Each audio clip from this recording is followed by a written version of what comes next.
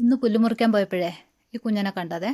അപ്പോൾ ആരോ കൊണ്ട് കളഞ്ഞതാണ്. കാരണം വഴിയറിയാതെ അങ്ങോട്ടും ഇങ്ങോട്ടും ഓടുമായിരുന്നു. ശരിക്കും പറഞ്ഞാൽ ഇവിടെയല്ല കണ്ടത്, ഇതിൻ്റെ തൊട്ട് മുകളിൽ ബൈപ്പാസ് റോഡുണ്ട്, അവിടെ കിടന്ന് അങ്ങോട്ടും ഇങ്ങോട്ടും ഓടുമായിരുന്നു. അപ്പം ഞാൻ പിടിക്കാനായിട്ട് ഇങ്ങനെ പുറകെ വന്നപ്പോൾ ഇങ്ങോട്ട് ഇറങ്ങിയതാണേ, താഴെ ഒരു റോഡിലോട്ട് ഇറങ്ങി. കുറേ നേരമൊക്കെ ഞാൻ വിളിച്ചു കഴിഞ്ഞപ്പോഴത്തേക്ക് അടുത്ത് വന്നു. ഞാൻ തന്നെ ആടിനും പുല്ല് കെട്ടാനേ ചാക്കിലൊരു വള്ളി വെച്ചിട്ടുണ്ടായിരുന്നു, ഒരു കയറ്. അതൊന്ന് കുറച്ച് മുറിച്ചെടുത്ത് വണ്ടിയിൽ കെട്ടി വെച്ചു കേട്ടോ. അപ്പോൾ ഇരുന്നു. അപ്പോൾ എനിക്കൊരു പേടിയുണ്ടായിരുന്നു ചാടുമെന്ന്, പക്ഷേ ഒന്നുമില്ല. വണ്ടിയൊക്കെ നല്ല പരിചയമുള്ളതാണെന്ന് തോന്നുന്നു. ചാട്ടമൊന്നും ഇല്ലായിരുന്നു. വീട്ടിൽ കൊണ്ടുവന്നിട്ട് ഞാൻ പാല് കൊടുത്തേ. പാല് കൊടുത്തപ്പോൾ കുടിക്കുന്നില്ല കേട്ടോ.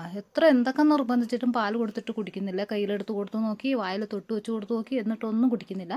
പിന്നെ ഞാൻ ബിസ്ക്കറ്റ് കൊടുത്താട്ടിനെ. സൺഫീസ്റ്റിൻ്റെ ബിസ്ക്കറ്റ് ഉണ്ടായിരുന്നു, അത് കൊടുത്തപ്പോഴത്തേക്ക് തിന്നു കേട്ടോ. അപ്പോൾ എങ്ങനെയായാലും ഒരു പാക്കറ്റോളം ബിസ്ക്കറ്റ്, അതിലൊന്നോ രണ്ടെണ്ണം ബാക്കി വന്നോളൂ, അത് മുഴുവനും തിന്നു കേട്ടോ. അപ്പം ഞാൻ ഓർത്തു അത് വെച്ചിട്ട് പാല് കുടിപ്പിക്കാൻ നോക്കാമെന്ന് പറഞ്ഞ് പാൽപാത്രത്തിൻ്റെ സൈഡിൽ വെച്ചിട്ട് ഒന്നും വേണ്ട, പുള്ളിക്കാരന് ബിസ്ക്കറ്റ് മാത്രം മതി, പാല് വേണ്ട. ആരോ കൊണ്ട് കളഞ്ഞതാണ് കേട്ടോ. എന്തിനു കളഞ്ഞതെന്ന് ആദ്യം എനിക്ക് മനസ്സിലായില്ല. പിന്നെ കുളിപ്പിച്ച് കഴിഞ്ഞപ്പോൾ എനിക്ക് മനസ്സിലായി എന്തിനാണ് കൊണ്ട് കളഞ്ഞതെന്നേ. അത് ഞാൻ കാണിച്ചു തരാവേ, എന്തുവാണെന്ന് കാണിച്ചു തരാവേ.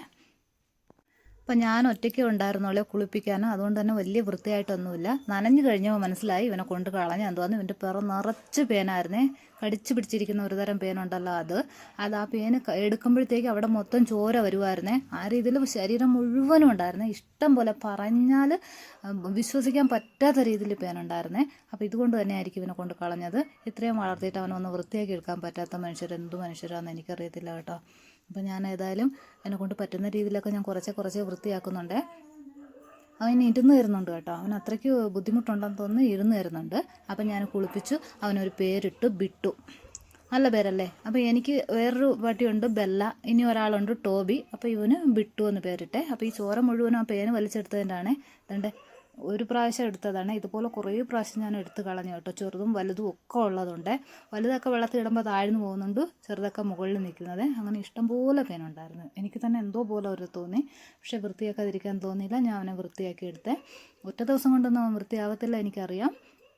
എങ്ങനെയായാലും കുറച്ച് ദിവസം എടുക്കും, കുറച്ചേ വൃത്തിയാക്കി എടുക്കാനേ. ഏതായാലും അവന് നല്ല സുന്ദര കുട്ടപ്പനായിട്ടുണ്ട്.